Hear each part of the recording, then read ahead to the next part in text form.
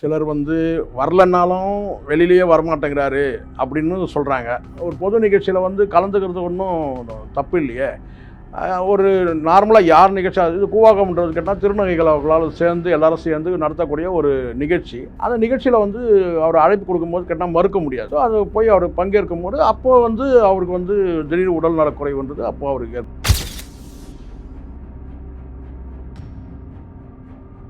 ஒரு விஷயம் மட்டும் தெரியுது. என்னன்னு கேட்டால் உண்மையிலேயே விஷாலுக்கு வந்து உடல்நலம் சரியில்லையா, உடல்நலம் சரி இருக்கிற மாதிரியே வந்து கேட்டால் அடுத்த நாள் வந்து நடிக்கிறாரா, நமக்கு அதுவே புரியல.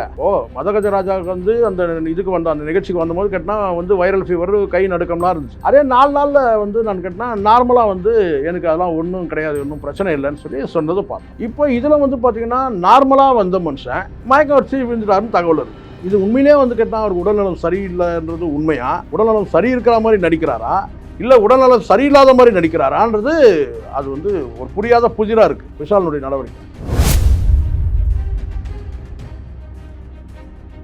ஏன்னா சில பேர் உங்களுக்கு நடிகருக்கு ஒரு சிக்கல் இருக்குது. விஷாலுக்கு நடிகர் பொதுவாக சிக்கல் இருக்குன்னா, ஹெல்த் வைஸாக ஒருத்தர் ரொம்ப வீக்காக இருக்கிறான்னு தெரிஞ்சுன்னா உடனே வந்து பார்த்தீங்கன்னா வாய்ப்புகள் வராது. ஒருத்தர் ஹெல்த் வைஸாக ஒரு நடிகர் வந்து நல்லா ஹெல்த்தியாக இருந்தாருன்னா தான் உடனே இந்த மாதிரி சிக்காரங்களை எப்படி வச்சு படம் எடுக்கிறது. நாளைக்கு திடீர்னு ஒரு மாதம் வந்து ஏன்னா இப்போ எல்லா ப்ராஜெக்டும் உங்களுக்கு தெரியும்னு நினைக்கிறேன். எல்லாமே 6 மாதம் ப்ராஜெக்ட்.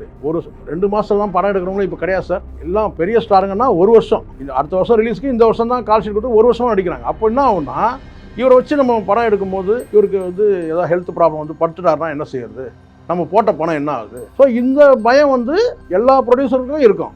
யார் பணம் போட்டாலும் அவங்களுக்கு இருக்கும். ஸோ அதனால் என்ன செய்யணும்னா, சில பேர் வந்து தங்களுடைய ஹெல்த் ப்ராப்ளத்தை வெளியவே சொல்லிக்க மாட்டாங்க. கூட வந்து பார்த்தீங்கன்னா இந்த ஒரு வீடியோவில் நான் சொல்கிறது என்னென்னா, ஒரு கிளாரிட்டி கொடுக்கணும், டிரான்ஸ்பரண்ட்டாக இருக்கணும், பேசுறது வந்து ஒரு ஃப்ளோ இருக்கணும். ஒரு மீடியாவில் பேசுனா ஒரு ஃப்ளோவாக பேசணும். மீடியாவில் பேசாத தலைவர்கள்லாம் இருக்கிறாங்க, இன்றைக்கி மீடியாவிலே பேசாத தவிர்க்கிற தலைவர்கள்லாம் இருக்கிறாங்க. அப்போ நீங்கள் வந்து ஒரு நடிகர் சங்க ஒரு பொதுச்செயலாளர் இருக்கட்டும், நீங்கள் பேசும்போது இன்னும் கொஞ்சம் கிளாரிட்டி இருக்கணும், ஒரு ஃப்ளோவாக பேசணும். ஹெல்த் வைஸாக என்ன எது இருந்தாலும் இப்போ பார்த்தீங்கன்னா மயக்கடிச்சு விட்டார் மட்டும்தான் செய்தி. அவர் ஹாஸ்பிட்டலுக்கு போனாரா, அங்கேருந்து வீட்டுக்கு போயிட்டாரா, நார்மல் ஆகிட்டாரா, ஒரு தகவலும் இல்லை. ஸோ இந்த மாதிரி வந்து ஒரு ஹெல்த் வைஸாக வந்து தன்னை வந்து ஒரு பலவீனமாக வந்து இந்த மீடியாக்கள் வந்து பேசும்போது ஒரு கிளாரிட்டி இருக்கணும்.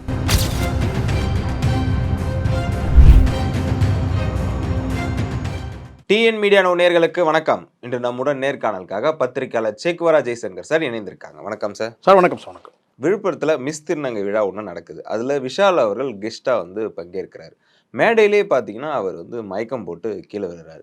ஏற்கனவே அவருக்கு உடல்நிலை சரியில்லாமல் இருந்துச்சு, நீங்கள் எக்ஸ்பிளைன் பண்ணீங்க. இப்போ அவர் உடம்புல என்னதான் சார் பிரச்சனை இருக்குது? ஏன்னா உங்கள்கிட்ட கேட்டால் தான் கரெக்டான தீர்வு கிடைக்குன்னு சொல்லி கேட்குறேன். மறுபடியும் நான் எக்ஸ்பிளைன் பண்ணி அதுக்கப்புறம் அது சர்ச்சையாகினேன். ஆனால் இல்லை, நான் நேற்று பார்த்த வரைக்கும் கேட்டால் பொதுவாக நான் சொல்கிறேன். அதாவது என்னென்னா, ஹெல்த் வைஸாக வந்து அவருக்கு என்ன ஹெல்த் ப்ராப்ளம் தான், அவர் ஏற்கனவே வைரல் ஃபீவர் அதுன்னு சொன்னார் இல்லையா, அது ஒரு பக்கம் வந்து அவர் சொன்னார். அதுக்கப்புறம் நல்லா நார்மலாக வந்து பேசினார், மைக்கு பிடிச்சி ஆட்டிலாம் காட்டினார், நான் நல்லா தான் இருக்கிறேன் அப்படின்னு சொல்லிட்டு யாரெல்லாம் யூடியூப்பில் பேசுனாங்களோ அவங்களெல்லாம் வந்து கிரிட்டிசைஸ் பண்ணதெல்லாம் உங்களுக்கு தெரியுமே, அதெல்லாம் நடந்துச்சு.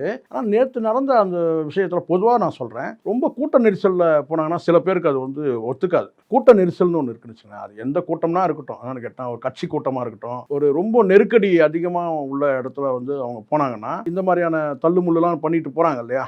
சினிமா தியேட்டரில் ஒரு பீரியடில் உங்களுக்கு தெரியும், பெரிய ஒரு கூட்டம் இருக்கும், அந்த கூட்டத்தை தள்ளிட்டு போவாங்க. இல்லை திருவிழாக்களில் வந்து பார்த்தீங்கன்னா அப்படின்னா, நான் பெரும்பாலும் திருவிழாக்களில் நான் வந்து பங்கேற்கிறதே கிடையாது. பெரிய கூட்டத்தில் போய் முண்டி அடிச்சுட்டு போய் வந்து நமக்கு அந்த பிரச்சனையே இல்லை. நம்ம சாமி கும்பிடாதனால கோயிலில் வந்து மணிக்கணக்காக காத்திருந்து நெரிசலில் போய் பண்ணணும்னு அவசியம் இல்லை. ஆனால் சில நேரங்களில் வீட்டில் கூப்பிட்றாங்கிறதுக்காக நம்ம போய் அது மாதிரி கஷ்டப்பட்டுருக்கோம், இல்லைன்னு சொன்னோம். ஆனால் பெரிய கூட்டங்களில் போகும்போது இந்த மாதிரியான ஒரு தள்ளுமுள்ளு நடக்குது இல்லையா, இப்படி அப்படின்னு ஒன்று அப்போது நடக்கிறதுக்கு வாய்ப்பு இருக்குது. ஆனால் இவர் இங்கே போய் இந்த இடத்துல வந்து கேட்டால் அது எந்த மாதிரி சூழ்நிலை அங்கே எப்படின்றது தெரியல. அதனால் வந்து மயக்கம் வந்துருக்காரு. அதுக்கப்புறம் ஹாஸ்பிட்டலில் ஏதோ போய் அட்மிட் ஆகி சரியாகி போயிட்டார் போல இருக்குது. அது லேசாக அந்த சூழலுக்கு வரக்கூடிய ஒரு இதுதான். இப்போ பார்த்தீங்கன்னா அவருக்கு வந்து நிறைய படங்கள் எதுவும் வரல. ஒரு மீடியாவோட அல்ட்ராசிட்டிக்காக இந்த மாதிரிலாம் பண்ணிட்டு இருக்காருன்னு சொல்லப்படுது, உண்மையா சார்? நான் என்னுடைய பார்வை என்னென்னு கேட்டால், படங்கள் வந்து சரியாக போகலைன்றது அது உண்மை தான். இதுக்கு முன்னாடி சில படங்கள் போனது, மார்க் ஆண்டனி வந்து ஒரு நல்ல படம் தானே, நல்லா தானே போச்சு. மார்க் ஆண்டனி நல்லா போச்சு.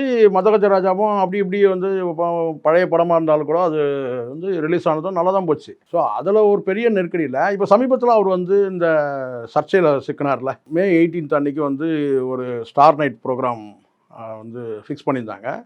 அதுக்கு வந்து நாம் தமிழர் வந்து தமிழ் தேசியத்தை நேசிக்கிறவங்க நாம் தமிழர் கட்சியில் வந்து கடுமையான எதிர்ப்பு தெரிவிச்சிட்டாங்க. அது அவருக்கு சொல்லி நடந்ததா, இல்லை அவர் தெரியுமா தெரியாதான்றதெல்லாம் 2வது விஷயம். ஆனால் அன்றைக்கி டேட்டுக்கு அதை நடத்துறது நியாயமானது இல்லைன்றது என்னுடைய பார்வையும் அதுதான். என்னென்னு கேட்டால், ஒரு மே 18ன்றது ஒரு இனப்படுகொலை நடந்த நாள், இன அழிப்பு நாள்.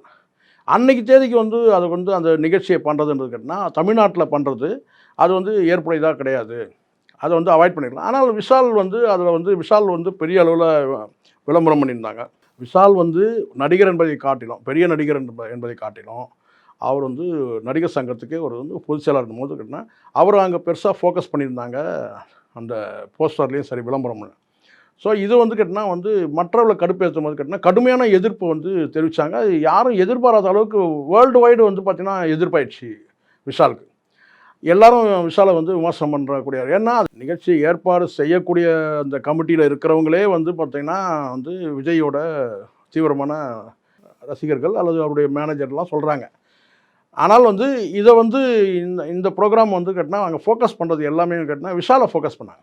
அப்போது இங்கே தமிழ் தேசியத்தை நேசிக்கக்கூடிய வந்து தமிழ் தேசிய பற்றாளர்களும் சரி, நாம் தமிழர்கள் வந்து சீமானுடைய தம்பிகளும் சரி, எல்லாரும் வந்து கடுமையான ஒரு எதிர்ப்பை வந்து விஷால் மீது காட்டினாங்க. அதில் வந்து விஷால் வந்து கொஞ்சம் அப்செட் தான் இந்த மாதிரி ஒரு சூழ்நிலை வந்து கேட்டால். ஏன்னா ஃபுல்லாகவே நெகட்டிவான பார்வையாயிடுச்சு. மொழி ரீதியாக வந்து விஷாலை வந்து கடுமையாக விமர்சனம் பண்ணாங்க. ஸோ இந்த இவ்வளோ பெரிய எதிர்ப்பை வந்து எதுக்காக இவர் வந்து எடுத்துக்கிட்டாரு? இது வந்து திட்டமிட்டு அவருக்கு இதை எவ்வளோ தூரம் இந்த நிகழ்ச்சியுடைய வீச்சு என்னன்னு தெரியுமா? அன்றைய தினம் வந்து பார்த்திங்கன்னா எப்படிப்பட்ட தினம்ன்றது அவருக்கு யாராவது சொன்னாங்களா? இல்லை எப்படி அதை வந்து அவர் ஈஸியாக அதை ஒத்துக்கிட்டார் அந்த டேட்டுக்கு? இப்படி பல கேள்விகள் இருக்கும்போது கேட்டினா அங்கே சரியான வழிகாட்டக்கூடிய மேனேஜர்கள் அங்கே இருக்கிறாங்களே, விஷாலை சுற்றி இருக்கிறவர்கள் வந்து இது விஷாலுக்கு அட்வைஸ் பண்ணியிருக்கலாம். இல்லை நடிகர் சங்கத்திலேருந்து கூட சொல்லியிருக்கலாம். அந்த மே 18ன்றது வந்து கொஞ்சம் வந்து ரொம்ப தமிழ் தேசியத்தை நேசிக்கக்கூடியவங்களும் கேட்டால் ஒரு துக்க நாளாக அதை வந்து அனுஷ்டிக்கிறாங்க. ஒட்டுமொத்த தமிழர்களும் அதை துக்க நாளாக அனுஷ்டிக்கிறாங்க. ஏன்னா வந்து 1,50,000 பேர் கொன்று குவிச்ச நாள் வந்து ஒரு இனப்படுகொலை, இன அழிப்பு நாள். அது அன்றைக்கி டேட்டுக்கு வந்து ஒரு ஸ்டார் நைட்னு ஒரு ப்ரோக்ராம் பண்ணுறது வந்து சரியாக இருக்காது. யாராவது எடுத்து சொல்லியிருக்கணும். அது யாரும் சொல்லாமல் விட்டதுடைய விளைவு அவரும் வந்து அதை வந்து எளிதாக வந்து அதை வந்து எடுத்துகிட்டு, ஏற்கனவே சீமான் அவருக்கும் வந்து சில வார்த்தை போர்கள்லாம் இருக்கும், உங்களுக்கு தெரியும் நினைக்கிறேன். ஸோ அதனால் வந்து இந்த சூழ்நிலை இது பெரிய ஹைலைட் ஆன உடனே ஒரு நெகட்டிவான ஒரு பார்வை வந்து விஷால் மேலே வந்துருக்கு இப்போதைக்கு. அதனுடைய வீச்சாக கூட வந்து கொஞ்சம் மனதளவில் கொஞ்சம் அவர் கொஞ்சம் சோர்வாக இருந்திருக்கலாம். அதனால் கூட இந்த மயக்கம் ஏற்பட்டிருக்கலாம். ஆனால் நான் பார்த்த வரைக்கும் கேட்டால் அங்கே வந்து பெரிய கூட்டம்லாம் இல்லை. அந்த ஸ்டேஜில் வந்து ரொம்ப நெருங்கி இருக்கிறாங்க நிறைய பேர். முன்னாள் அமைச்சர் பொன்முடி வந்து அப்போ தான் கடந்து போகிறாரு. அப்போ தான் இவர் அங்கே மேடையில் இருக்கார். மேடையிலையும் பெரிய தள்ளுமுள்ளெல்லாம் நடக்கிற மாதிரிலாம் தெரியல. எதனால் அந்த ஒரு உடல் வந்து ஹெல்த் வந்து அவருக்கு சரியாக இல்லை போல இருக்குது அப்படின்னு தான் நம்ம பார்க்கணும். Okay sir. இப்போ அவருக்கு உடல்நிலை குறைவாக இருக்குன்னே தெரிஞ்சுக்கிட்டு எதற்காக வெளியில் இந்த மாதிரி நிகழ்ச்சியெல்லாம் வந்து மெயினாக அந்த க்ரௌடு நிகழ்ச்சியெல்லாம் கலந்துக்கிறாரு? இல்லை, எனக்கு நான் பார்த்த வரைக்கும் நான் சார் சிலர் வந்து வரலன்னாலும் வெளியிலேயே வரமாட்டேங்கிறாரு அப்படின்னு சொல்கிறாங்க.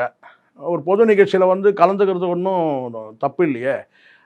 ஒரு நார்மலாக யார் நிகழ்ச்சி இது கூவாகம்ன்றது கேட்டால் திருநங்கைகள் அவர்களால் சேர்ந்து எல்லாரும் சேர்ந்து நடத்தக்கூடிய ஒரு நிகழ்ச்சி. அந்த நிகழ்ச்சியில் வந்து அவர் அழைப்பு கொடுக்கும்போது கேட்டால் மறுக்க முடியாது. ஸோ அது போய் அவர் பங்கேற்கும் போது அப்போது வந்து அவருக்கு வந்து திடீர் உடல்நலக்குறைவுன்றது அப்போது அவருக்கு ஏற்பட்டிருக்கு. அவ்வளோதானே தவிர பொதுவாக வந்து ஒரு நிகழ்ச்சியில் வந்து கேட்டால் பிரபலமானவன்றதுனால ஒரு நிகழ்ச்சி கூப்பிட்றாங்கன்னா அதை அவாய்ட் பண்ண முடியாது, அவாய்ட் பண்ணவும் கூடாது. ஏன் அவாய்ட் பண்ணணும் இல்லையா? அதனால் அவர் போய் பங்கேற்றதில் வந்து கேட்டால் அன்றைக்கி ஹெல்த் கண்டிஷன் அவருக்கு என்னன்றதை அவர் பார்த்துருக்கணும். எதுவும் மேற்கொண்டு செய்திகள் எதுவும் வராத போது நாமளும் வந்து பார்த்திங்கன்னா அது வந்து ஏதோ ரொம்ப அவருக்கு அபாயகரமாக ஏதோ ஆயிடுச்சுன்ற மாதிரி நம்ம ஏற்கனவே அப்படி வந்து ஒரு முறை உங்களுக்கு தெரியும். அது நம்ம சில விஷயங்கள் நம்ம பேசணும். அது வந்து சரியான முறையில் பேசுனது வந்து அவங்களுக்கு நெகட்டிவாக பார்வை போயிடுச்சு. இப்போ நம்ம ஒரு விஷயம் மட்டும் தெரியுது என்னென்னு கேட்டால், உண்மையிலேயே விஷாலுக்கு வந்து உடல்நலம் சரியில்லையா? உடல்நலம் சரி இருக்கிற மாதிரி வந்து கேட்டால் அடுத்த நாள் வந்து நடிக்கிறாரா? நமக்கு அதுவே புரியல. இப்போது மதகஜராஜாவுக்கு வந்து அந்த இதுக்கு அந்த நிகழ்ச்சிக்கு வந்தபோது கேட்டால் வந்து வைரல் ஃபீவர், கை நடுக்கம்லாம் இருந்துச்சு. அதே 4 நாளில் வந்து நான் கேட்டால் நார்மலாக வந்து எனக்கு அதெல்லாம் ஒன்றும் கிடையாது, ஒன்றும் பிரச்சனை இல்லைன்னு சொல்லி சொன்னதை பார்த்தோம். இப்போ இதில் வந்து பார்த்திங்கன்னா நார்மலாக வந்த மனுஷன் மயக்கம் அடிச்சு விழுந்துட்டாருன்னு தகவல் இருக்குது. இது உண்மையிலே வந்து கேட்டால் அவருக்கு உடல்நலம் சரியில்லைன்றது உண்மையா? உடல்நலம் சரி இருக்கிற மாதிரி நடிக்கிறாரா? இல்லை உடல்நலம் சரியில்லாத மாதிரி நடிக்கிறாரான்றது அது வந்து ஒரு புரியாத புதிராக இருக்குது விஷாலினுடைய நடவடிக்கை. ஏன்னா சில பேர் உங்களுக்கு நடிகருக்கு ஒரு சிக்கல் இருக்குது சார். விஷாலுக்கு நடிகர் பொதுவாக சிக்கல் இருக்குன்னா, ஹெல்த் வைஸாக ஒருத்தர் ரொம்ப வீக்காக இருக்கிறான்னு தெரிஞ்சுன்னா உடனே வந்து பார்த்தீங்கன்னா அவங்களுக்கு வாய்ப்புகள் வந்து மறுக்கப்படும், வாய்ப்புகள் வராது. ஒருத்தர் ஹெல்த் வைஸாக ஒரு நடிகர் வந்து நல்லா ஹெல்த்தியாக இருந்தாருனா தான் உடனே இந்த மாதிரி சிக்கா இருக்கவங்களை எப்படி வச்சு படம் எடுக்கிறது. நாளைக்கு திடீர்னு ஒரு மாதம் வந்து படத்து, ஏன்னா இப்போ எல்லா ப்ராஜெக்ட்டும் உங்களுக்கு தெரியும்னு நினைக்கிறேன். எல்லாமே 6 மாத ப்ராஜெக்ட்டு. 1 வருஷம் 2 மாதம்லாம் படம் எடுக்கிறவங்களும் இப்போ கிடையாது சார். எல்லாம் பெரிய ஸ்டாருங்கன்னா 1 வருஷம், இந்த அடுத்த வருஷம் ரிலீஸ்க்கு இந்த வருஷம் தான் கால் ஷீட் கொடுத்து 1 வருஷமாக நடிக்கிறாங்க. அப்போ என்ன ஆகும்னா, இவரை வச்சு நம்ம படம் எடுக்கும்போது இவருக்கு வந்து ஏதாவது ஹெல்த் ப்ராப்ளம் வந்து படுத்துட்டாருன்னா என்ன செய்யறது, நம்ம போட்ட பணம் என்ன ஆகுது. ஸோ இந்த பயம் வந்து எல்லா ப்ரொடியூசருக்கும் இருக்கும், யார் பணம் போட்டாலும் அவங்களுக்கு இருக்கும். ஸோ அதனால் என்ன சொல்கிறேன்னா, சில பேர் வந்து தங்களுடைய ஹெல்த் ப்ராப்ளத்தை வெளியவே சொல்லிக்க மாட்டாங்க. எனக்கு இந்த மாதிரி ஒரு ப்ராப்ளம் இருக்குது சொல்லிட்டா வந்து அடுத்தது என்ன செய்யணும், கூப்பிட மாட்டாங்க. சரி அவர் அப்படியே உடம்பு சிக்கல் இருக்காருப்பா, அவர் எதுக்குப்பான்னு சொல்லி. ஸோ அந்த மாதிரி நிறைய பேர் வந்து இருக்குது. 2 முட்டி ஆப்ரேஷன் பண்ணவர் வாக்கர் வச்சு நடந்தார் அண்ணன் ராதாரவி. இது ஒரு எலெக்ஷனில், அது கூட டப்பிங் அந்த ஆர்டிஸ்ட் இருக்காங்கல்ல, அதோட மெம்பர், அந்த எலெக்ஷனுக்காக இவரும் ஒரு கண்டஸ்டன்ட். அவர் அதில் ஒரு வாக்கர் வச்சுன்னு நடந்தார். உடனே என்ன சொன்னாங்க, அவ்வளோதான் ராதாரவின்ட்டாங்க. அதுக்கப்புறம் போய் நம்ம இப்போ பார்க்குறோம், பல மேடைகள் ஏறுறாரு இறங்குறாரு, வந்து பார்த்தீங்கன்னா படங்களில் நடிக்கிறாரு, போகிறாரு வராரு, வந்து நேர்லேயே நம்ம போய் 2-3 தடவை பார்த்துருக்குறோம். ஒரு என்ன இருக்குன்னா வந்து ஒரு யூத் மாதிரி இருக்கிறாரு. அன்றைக்கு இருக்கிற அதே குரல் கணீர் எல்லாமே நல்லா இருக்குது. அப்போ அவர் கேட்டால் சொல்கிறாரு, அப்படி தான்ப்பா பண்ணிட்டாங்க எல்லாம், உங்கள் யூடியூப்பில் இருக்கவங்க எல்லாம் சேர்ந்து என்ன கேட்டால் இப்படி சொல்லிட்டாங்க அப்படி சொன்னார் அவர். எல்லா மீடியாவும் சேர்ந்து என்னை வந்து அவ்வளோதான் ராதாரவின்னு சொல்லிட்டாங்க அப்படின்னு. ஆனால் ஆப்ரேஷன் பண்ணது உண்மை, எல்லாருக்கும் நடக்கிறது தான். ஹெல்த் ப்ராப்ளம் எல்லாருக்கும் வரும் சார், நடிகர்கள் மட்டும் என்ன, எல்லாருக்கும் வரும். ஆனால் அந்த மாதிரி வந்து வந்து கேட்டால் ஒரு நெகட்டிவாக வந்து ஸ்ப்ரெட் பண்ணி வந்து வாய்ப்பு இல்லாமல் கூட பண்ணுறதுக்கான வேலைகள்லாம் வந்து நடக்கும். அந்த மாதிரி வந்து விஷாலுக்கு வந்து அந்த மாதிரி ஏற்படுதான்னு தெரில. ஆனால் விஷாலும் கூட வந்து பார்த்திங்கன்னா இந்த ஒரு வீடியோவில் நான் சொல்கிறது என்னென்னா, ஒரு கிளாரிட்டி கொடுக்கணும், டிரான்ஸ்பரண்ட்டாக இருக்கணும், பேசுகிறது வந்து ஒரு ஃப்ளோ இருக்கணும். ஒரு மீடியாவில் பேசுனா ஒரு ஃப்ளோவாக பேசணும். மீடியாவில் பேசாத தலைவர்கள்லாம் இருக்கிறாங்க இன்றைக்கி, மீடியாவிலே பேசாத தவிர்க்கிற தலைவர்கள்லாம் இருக்கிறாங்க. அப்போ நீங்கள் வந்து ஒரு நடிகர் சங்க ஒரு பொதுச்செயலாளர் இருக்கட்டும், நீங்கள் பேசும்போது இன்னும் கொஞ்சம் கிளாரிட்டி இருக்கணும், ஒரு ஃப்ளோவாக பேசணும். ஹெல்த் வைஸாக என்ன எது இருந்தாலும், இப்போ பார்த்தீங்கன்னா மயக்கடிச்சு விழுந்துட்டார் மட்டும்தான் செய்தி. அவர் ஹாஸ்பிட்டலுக்கு போனாரா, அங்கேருந்து வீட்டுக்கு போயிட்டாரா, நார்மல் ஆகிட்டாரா, ஒரு தகவலும் இல்லை. ஸோ இந்த மாதிரி வந்து ஒரு ஹெல்த் வைஸாக வந்து தன்னை வந்து ஒரு பலவீனமாக வந்து இந்த மீடியாக்கள் வந்து பேசும்போது ஒரு கிளாரிட்டி இருக்கணும். நீங்கள் கொடுக்குற கிளாரிட்டி நல்லா தான் இருக்குது. ஏற்கனவே வந்து கிளாரிட்டி கொடுத்தீங்க, மத கஜராஜாலாம் என்ன இப்படி சொன்னாங்க, நான் பாருங்கள் நல்லா இருக்கிறேன்னு சொல்லி சொன்னீங்க. அதே ஒரு 4 இடத்துல கூட நீங்கள் சொன்னீங்க. இப்போ மறுபடியும் இந்த மயக்கடிச்சு கேட்டால் எது உண்மை? உண்மையிலேயே அவர் உடல்நலம் சரியில்லை என்பது உண்மையா என்ன, அல்லது வந்து கேட்டால் வந்து இந்த கேட்டால் வந்து ரொம்ப தெளிவாக இருக்கிறாரு, நார்மலாக இருக்கிறாரு அப்படின்றது உண்மையா? நார்மலாக ஒரு வேளை நடிக்கிறாரா ஒரு வேளை அப்படியாச்சு. ஸோ எதுன்றது உண்மைன்றது கொஞ்சம் குழப்பமாக தான் இருக்குது. ஒரு கிளாரிட்டி இருக்கணுன்ற நான். ஹெல்த் வைஸ் எல்லாருக்கும் ஹெல்த் ப்ராப்ளம் வரும் சார், யாருக்கு வரல? எல்லாருக்கும் ஒரு பல பேர் சொல்லிக்கிறது இல்லை தங்களுடைய ஹெல்த் ப்ராப்ளத்தை, அவ்வளோதானே தவிர எல்லாருக்கும் இருக்குது. ஸோ அது வந்து ட்ரீட்மெண்ட் எடுத்துகிட்டு நார்மலாக சொல்லணும். திடீர்னு மயக்கடிச்சு விழுந்தாருன்றது செய்தி ஆகுது, ஆனால் நார்மல் ஆகிட்டானா அந்த செய்தியை வந்து பார்த்தீங்கன்னா வரல. சார், விஷால் அவர்களுக்கு தொடர்ந்து வந்து ஹெல்த் இஷ்யூ இந்த மாதிரி நடந்துட்டு இருக்கு. இப்போ நடிகர் சங்கத்துல பொதுச் செயலாளராக இருக்காரு, அது வந்து நீடிப்பாரா இல்ல ராஜினாமா பண்ணுவாரா அவரு? இல்லை, இப்போதைக்கு வந்து அந்த ஏற்கனவே நம்ம சொன்னது தானே, அங்கே வந்து இருக்கிற பொதுக்குழு உறுப்பினர்களாக தான் வந்து எலெக்ட் பண்ணியிருக்கிறாங்க. கிட்டத்தட்ட ஒரு நாமினேட்டட் போஸ்ட் மாதிரி தான் சொல்ல முடியும். ஏன்னா வந்து தனிநபர்கள் தேர்வு செய்து வந்த பாடி கிடையாது அது. ஏற்கனவே வந்து அவங்க வந்து மெம்பர்களால் வந்து தேர்வு செய்யப்பட்டாலும், வாக்களிப்பு முறையில் தேர்வு செய்யப்பட்டாலும், ரெண்டாவது வந்து அவங்க வந்து அந்த காலம், அந்த ஆயுட்காலம், அந்த பதவி காலம் முடிஞ்ச பிறகு செகண்ட் வந்து பார்த்தீங்கன்னா இவங்க வந்து பொதுக்குழு கூடி தான் கேட்டால் அவங்க நாமினேட் பண்ணிக்கிட்டாங்க. ஸோ அதுவே பல சிக்கல் இருக்குன்னு சொல்லிட்டு பல பேர் வழக்கு போட்டிருக்கிறாங்க. சமீபத்தில் கூட நம்பிராஜன் சொல்லி ஒருத்தர் வந்து நடிகர், அவரும் கூட வழக்கு போட்டிருக்கிறாரு. இன்னும் ஏற்கனவே இதுக்கு முன்னாடி கூட வந்து சில பேர் வழக்கு போட்டிருக்கதா தகவல் இருக்குது. அதனால் அது சட்டப்பூர்வமாக தக்க பாடி கிடையாது இது. இப்போ இருக்கிற வந்து நாசர், விஷால், கருணாஸ் இவங்களாம் இருக்கிறாங்க இல்லையா, இந்த அமைப்பு வந்து உங்களுக்கு நெட்டில் போனாலே தெரியும். அவங்களே சொல்லியிருப்பாங்க கேட்டால் வந்து கட்டிடம் கட்டி முடிக்கிற வரைக்கும் இந்த பாடியை தொடர்வது என்று, இந்த பாடினா இந்த இப்போ இருக்கிற நிர்வாகிகளே வந்து அடுத்த 3 ஆண்டுகளுக்கும் இவங்களே தொடருவாங்கன்ற மாதிரி ஒரு செய்தி போட்டிருப்பாங்க. நெட்லேயே போட்டிருக்கு, நடிகர் சங்கம் நெட்லேயே போட்டிருக்கு. அது நியாயமானது இல்லை. ஒரு தேர்தலும் கட்டிடத்துக்கும் இதுக்கும் தொடர்பு கிடையாது. ஒரு பதவி காலம் முடியும் போது மறு தேர்தல் நடத்தணும். நாமினேட் பண்ணிக்கிறது வந்து தவறு. ஏன்னா பொதுக்குழு உறுப்பினர்கள்லாம் வந்து கேட்டால் அதில் வந்து கேட்டால் உண்மையானவங்களா, உண்மையான பொதுக்குழுங்களா, யார் வாக்களிச்சாங்க, யார் வரல, இது நிறைய இருக்குது, சிக்கல் இருக்குது. ஸோ அதனால் வந்து எலெக்ஷன் நடத்தணும் அப்படின்னு சொல்லி வந்து வழக்கும் போட்டிருக்கிறாங்க.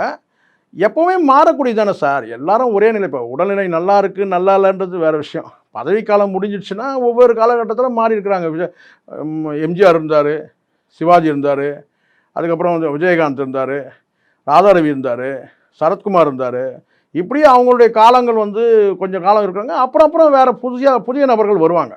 அதில் வந்து கேட்டால் இவங்க உடல்நிலை சரி இருக்கிறதுக்கும் சரியில்லாததுக்கும் சம்மந்தமே கிடையாது. மார்க்கெட் இருக்குது, மார்க்கெட்டில் கிடையாது. மார்க்கெட் இருந்தாலும் இல்லைனாலும் வந்து அங்கே சங்கத்துக்கு வந்து பொதுச் செயலாளர் இருக்கலாம். அவங்க வந்து பீக்கில் இருக்கிறாங்க, பெரிய ஸ்டார் பீக்கில் இருக்காங்க, அப்படிலாம் கிடையாது.